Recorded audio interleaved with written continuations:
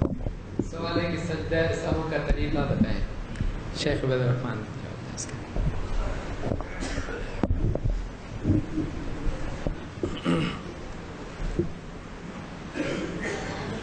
بہت ساری کمی اور کوتاہی نماز میں ہو جایا کرتی ہے.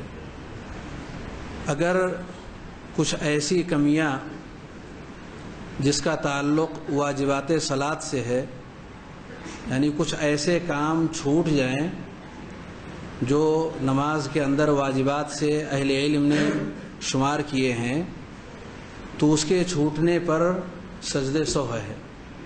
مثال کے طور پر اگر کوئی شخص نماز پڑھ رہا ہے اور پہلے تشہد میں بیٹھنے کے بجائے وہ کھڑا ہو گیا، تو اب آخر میں سلام پھیرنے سے پہلے 2 سجدہ کر لے، جسے سجدہ سہو کہتے ہیں.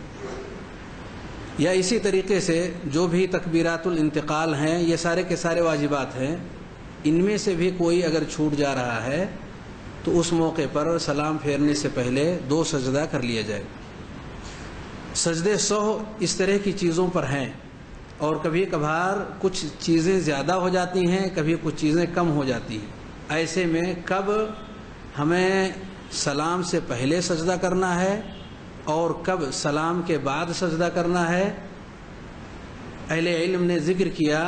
خاص طور سے صحیح مسلم کے اندر جو احادیث امام مسلم رحمۃ اللہ علیہ نے ذکر کی ہیں سجدہ سہو کے ابواب میں، اس کو سامنے رکھتے ہوئے یہ بات واضح ہوتی ہے کہ کل 4 حالتیں کسی بھی انسان کی ہوتی ہیں. پہلی حالت یہ ہوتی ہے کہ کچھ کمی اور کوتاہی ہو جائے، کچھ کمی اور کوتاہی ہو جائے، جیسا کہ ابھی مثال میں پیش کیا گیا. تو اگر کمی اور کوتاہی ہو جاتی ہے تو سلام پھیرنے سے پہلے سجدہ کر لیا جائے.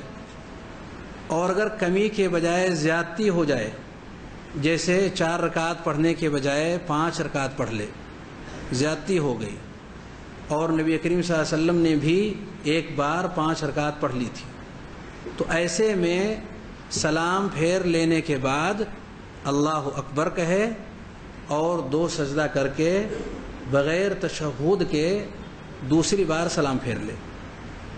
یہ 2 حالتیں ہوئی. تیسری حالت ہے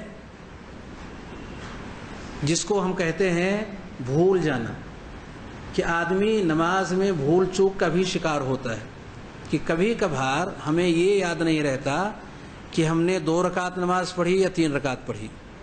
اس طرح کی اگر بھول چوک کا اندیشہ ہو تو اس کی 2 شکل ہے. ایک شکل تو یہ ہے کہ اسے کچھ بھی پتہ نہیں کہ 3 پڑھا یا 2 پڑھا، کچھ بھی ذہن کے اندر بات نہیں آ رہی ہے.